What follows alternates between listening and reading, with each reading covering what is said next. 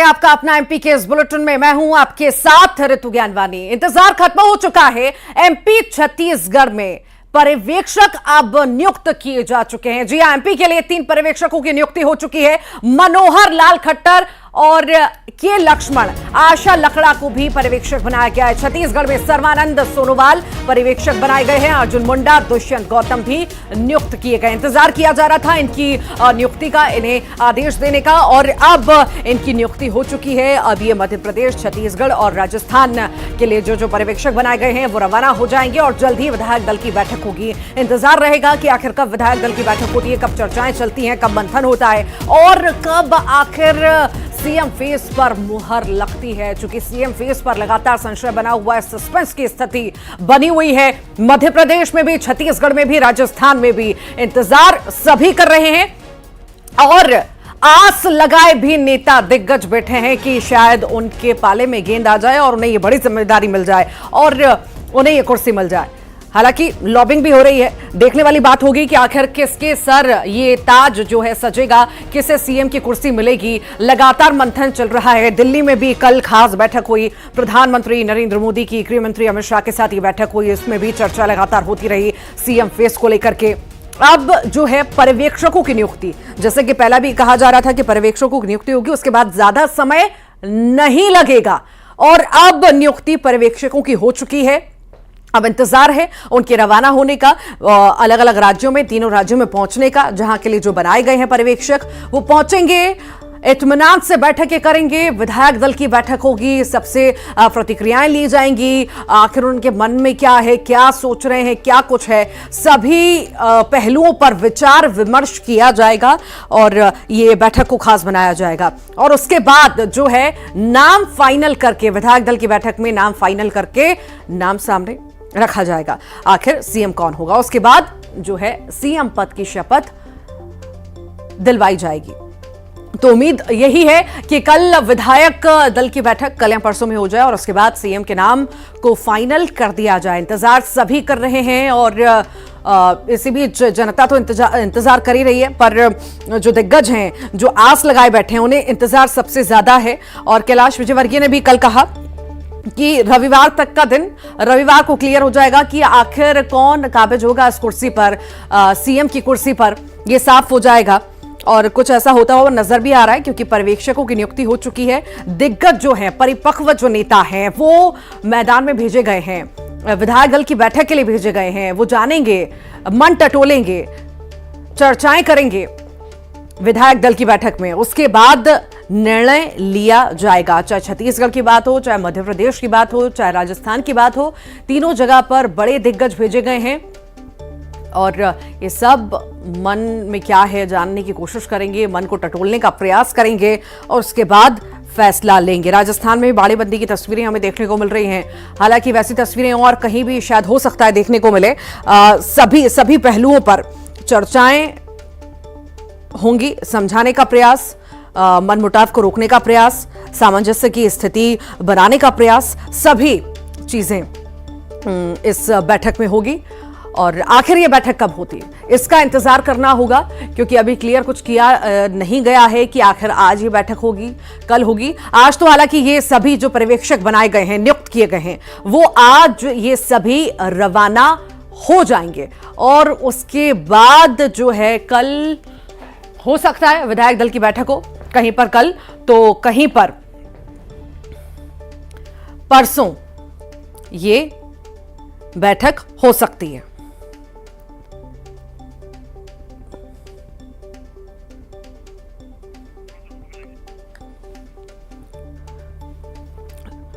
राज्य का मुख्यमंत्री कौन होगा, इसको लेकर लगातार संशय की स्थिति बनी हुई है और इसी को सुलझाने के लिए कहीं ना कहीं अब पर्यवेक्षकों की नियुक्ति कर दी गई है। देखना होगा आखिर विधायक दल की बैठक कब होती है और किसके नाम पर मुहर लगती है।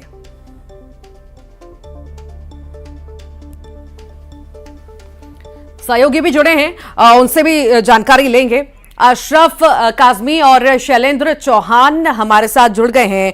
अशरफ, सवाल यही है कि मुख्यमंत्री कौन होगा इस पर लगातार संशय बना हुआ है और ये यक्ष प्रश्न को सुलझाने का प्रयास कहीं ना कहीं भारतीय जनता पार्टी ने कर दिया और इसे सुलझाते हुए पर्यवेक्षकों की नियुक्ति कर दी है। क्या माने, जल्द नाम सामने होगा। बिल्कुल, देखिए यह एक तरह से प्रक्रिया है और आप ये कह सकती है कि मध्य प्रदेश का जो नया मुख्यमंत्री होगा, किसके नाम की मुख्यमंत्री पद के लिए लॉटरी खुलेगी, उसके लिए भाजपा ने पहला कदम उठा दिया है। सबसे पहले उन्होंने पर्यवेक्षक नियुक्त कर दिए हैं। अब वो विधायकों के साथ बैठक करेंगे, यहां से रवाना होंगे, आज शाम तक भोपाल पहुंच जाएंगे, फिर कल विधायकों के साथ बैठक होगी, रायशुमारी की जाएगी और उसके बाद वो फिर के पार्लियामेंट्री बोर्ड के सामने वो राय जो विधायकों की होगी वो रखी जाएगी। और अमूमन यह होता है कि पार्लियामेंट्री बोर्ड उसी राय को मान लेता है और उसी नाम पर अपनी मोहर लगा देता है। तो अब जो सस्पेंस है वो बस कुछ दिनों का है, यानी आज और कल, और संभावना व्यक्त ये की जा रही है कि रविवार तक पूरा पिक्चर साफ हो जाएगी, किसके नाम की लॉटरी खुलेगी वो सार्वजनिक हो जाएगा। भोपाल से इसका ऐलान कर दिया जाएगा, क्योंकि हमेशा यही होता है कि भाजपा जब भी अपने मुख्यमंत्री का किसी को चुनती है तो उसका ऐलान राज्य की राजधानी से करती है, दिल्ली से नहीं होता। दिल्ली से सिर्फ विधायकों की राय पर पार्लियामेंट्री बोर्ड अपना मोहर लगाती है, अपना फैसला देती है और फिर राज्य में जाकर ही उसका ऐलान किया जाता है। तो कयास यही है कि जब ये पूरी प्रक्रिया हो जाएगी तो रविवार तक भोपाल में कौन मुख्यमंत्री होगा उस सस्पेंस पे से पर्दा उठ जाएगा। किसके नाम की लॉटरी खुली है वो सबके सामने होगी और फिर मध्य प्रदेश में दौड़ शुरू हो जाएगी कि शपथ ग्रहण कब हो और मंत्रिमंडल का शक्ल कैसी होगी, वो कैसा होगा, उस पर फोकस होगा। ठीक ठीक ठीक, लगातार बने रहिए। शैलेंद्र चौहान भी हमारे साथ लगातार भोपाल से जुड़े हुए हैं। शैलेंद्र, हम दूसरे राज्यों की बात नहीं करते, यहाँ पर सिर्फ मध्य प्रदेश की अगर हम बात करें, यहाँ पर जिस तरह से सोच विचार किया जा रहा है, इतना लंबा वक्त लिया जा रहा है, कहीं ना कहीं ये संकेत है कि नया चेहरा आने की बारी है इस बार। देखिए, बिल्कुल अब दिल्ली से पूरी राजनीतिक सरगर्मी भोपाल की तरफ हो चुकी है और हम आपको बिल्कुल ताजा अपडेट दे दें कि ओबीसी वर्ग से अगर सबसे बड़े तगड़े दावेदार अगर सीएम शिवराज सिंह चौहान नहीं होते तो प्रहलाद पटेल का नाम सबसे आगे आ रहा है। प्रहलाद पटेल अभी बिल्कुल बीजेपी कार्यालय में भी आए हैं और यहां पर वो अभी कुछ लोगों से बात भी कर रहे हैं और वो लगातार बोल रहे हैं कि जल्दी 1-2 दिन में सारी तस्वीर साफ हो जाएगी।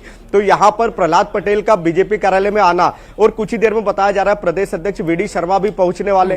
तो यहां पर राजनीतिक सरगर्मी बहुत ही तेज है, यहां सभी प्रमुख नेता लगातार पहुंच रहे, विधायक पहुंच रहे। तो ये कहीं ना कहीं एक कवायद मानी जा रही है कि इस बार सीएम का फेस कोई नया हो सकता है और इसी की कवायद का ही असर है या इस तरह की चर्चाओं ने जोर पकड़ा। उसी के बाद जो दावेदार है, पहले दिल्ली दौड़ में थे, सब दिल्ली में थे सारे नेता, अब सारे भोपाल आ गए क्योंकि पर्यवेक्षकों की नियुक्ति हो गई है।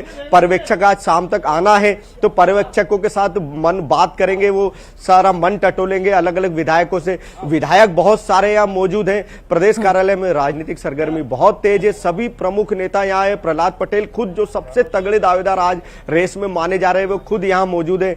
बताया जा रहा है कि शाम तक कुछ और बड़े नेता भी भोपाल में होंगे। राष्ट्रीय महासचिव कैलाश विजयवर्गीय के भी आने की सूचना है, वो भी आज भोपाल होंगे।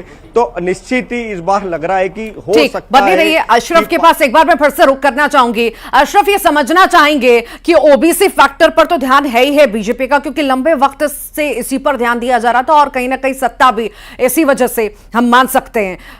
आखिर प्रहलाद पटेल का नाम आगे चल रहा है। अगर शिवराज नहीं होते तो हो सकता है कि प्रहलाद पटेल हो, सबसे आगे नाम चल रहा है। पर आखिर नया ओबीसी चेहरा, सीएम चेहरा, इस पर आखिर कैसे, मतलब किस तरह से दांव खेला जाएगा? क्या इतना आसान होगा? देखिए रितु, ओबीसी मुख्यमंत्री बनाना भाजपा के लिए बहुत बड़ी चुनौती नहीं है, क्योंकि अभी तक उन्होंने ओबीसी मुख्यमंत्री ही बना रखा है शिवराज सिंह चौहान के। अगर शिवराज सिंह चौहान नहीं होते तो प्रहलाद पटेल होंगे, और प्रहलाद पटेल इसलिए होंगे क्योंकि देखिए जो विपक्ष है कांग्रेस, वो लगातार भाजपा पर, चाहे वो केंद्र में हो या राज्य में हो। अभी जब विधानसभा के चुनाव हो रहे थे तब भी राहुल गांधी आए तो उन्होंने गिनती करी कि कितने ओबीसी अधिकारी राज्य सरकार में है। इसी तरह से केंद्र में तो कांग्रेस जो है वो ओबीसी को लेकर भाजपा पर लगातार हमलावर है। तो इससे बचने के लिए बीजेपी जो है शिवराज सिंह चौहान की जगह किसी दूसरे को वर्ग को मौका नहीं दे सकती, किसी ओबीसी ही को देना। और ओबीसी में इस वक्त जो है सबसे माननीय और जो सब जगह स्वीकार होंगे वो प्रहलाद पटेल होंगे। सरल स्वभाव के हैं, एक लंबा राजनीतिक उनको अनुभव है, तो इस लिहाज से अगर देखा जाए तो वो फिट बैठते हैं। और जो अगर उनकी जगह ओबीसी के किसी और वर्ग को बनाया जाता है तो भाजपा के लिए जरूर मुश्किल हो जाएगी। तो कांग्रेस जो अभी तक एक अधिकारियों को लेकर हमलावर थी कि अधिकारी कितने ये काम करा रहे हैं, बीजेपी अधिकारियों से काम नहीं कराती, इनको बैक बेंच पे रखती है। इसी तरह से फिर वो राजनीतिक रूप से भी हमला करेगी कि देखिए ओबीसी एक मुख्यमंत्री था, उसको हटाकर दूसरे वर्ग को दे दिया। तो इससे बचने के लिए बीजेपी के पास यही एक रास्ता है कि वो ओबीसी की जगह किसी दूसरे ओबीसी को ही मुख्यमंत्री पद के लिए चुने। और ये एक मतलब राजनीतिक रूप से है, और बाकी का क्या करना है क्या नहीं करना है वो राष्ट्रीय नेतृत्व को तय करना है। और उससे पहले ये जो पर्यवेक्षकों की नियुक्ति हुई है वो भी इसी कड़ी का है। अब पर्यवेक्षकों से बात की जाएगी, उसमें भी ये बात रखी जाएगी, उनसे राय ली जाएगी। विधायकों के साथ जब पर्यवेक्षक बैठेंगे, क्या ओबीसी को ही बनाना चाहिए ओबीसी समाज से या किसी और वर्ग से बनाना चाहिए, तो वहां पर भी चर्चा की जा सकती है। और राजनीतिक के जितने नफा और नुकसान है उस पर चर्चा की जाएगी और फिर कोई अंतिम फैसला लिया जाएगा। और अंतिम फैसला यही है कि जिसमें पक्ष में सबसे ज्यादा विधायकों की राय होगी उसी के नाम की मुख्यमंत्री पद के लिए दावेदारी पक्की हो जाएगी। और ये जो स्ट्रैटेजी बीजेपी अपना रही है, क्या इससे हम माने कि 2024 के लिए तो है ही है ये तैयारी, पर ये 2028 के विधानसभा चुनाव के लिए भी तैयारी है? किसी भी चीज को हल्के में बीजेपी नहीं लेना चाहती? बिल्कुल, ये भी तो हम कह सकते हैं कि बीजेपी एक लंबा गेम प्लान बना रही है और एक लंबी पारी खेलने के लिए वो अपनी जमीन मजबूत कर रही है। क्योंकि जैसे अभी कह रहे थे कि कांग्रेस जो है लगातार ओबीसी के जरिए बीजेपी को बैकफुट पे लाना चाह रही है, उनको पीछे लाना, क्योंकि उन्होंने ओबीसी की जातीय जनगणना की बात करी, फिर ओबीसी को वो खुद बहुत जोर शोर से मुद्दा उठाते थे कि हमने दो मुख्यमंत्री ओबीसी सरकारों में दिए हैं अपने। तो अगर ओबीसी नहीं होता तो वो बीजेपी को परेशान करती। इसी से बचने के लिए, एक लंबी पारी खेलने के लिए वो बीजेपी को मजबूर कर रहे हैं कि वो ओबीसी समाज को से किसी को चुने और उसको मंत्री पद पर आसीन करे। इसी तरह से ओबीसी वर्ग को और ज्यादा उनकी भागीदारी होगी सत्ता में, उनको दूसरी जगह भी कहीं ना कहीं समायोजित किया जाएगा। किसी आयोग का अध्यक्ष बना सकते हैं या मंत्रिमंडल में भी कुछ लोगों को जगह दी जा सकती है, जिससे उनकी जो ओबीसी की कांग्रेस की राजनीति है वो खत्म हो और ये लंबी पारी खेलते हुए 2028 तक आसानी से पहुंच जाए। क्योंकि भाजपा ये मान के चल रही है कि 2024 का जो लोकसभा चुनाव है वो जीतना उनके लिए मुश्किल नहीं है। अशरफ, यहां पर हम चर्चाएं तो कर रहे हैं, हर एक नाम को लेकर बारीकी से चर्चा कर रहे हैं, आप भी जानकारी दे रहे हैं। ऐसा ना हो कि ऐसा नाम आ जाए जो हमने डिस्कस ही ना किया हो या चौंकाने वाला हो, क्योंकि चौंकाने के लिए बीजेपी जानी जाती है। और देखिए, चेहरों की कमी नहीं है बीजेपी के पास, चाहे प्रहलाद पटेल की बात करें, वीडी शर्मा की बात करें, कैलाश विजयवर्गीय की हम बात करें, बहुत सारे मैदान में कभी कभी बीच में सिंधिया भी आ जाते हैं। क्या यहां पर भी दाव खेल सकती है क्या बीजेपी?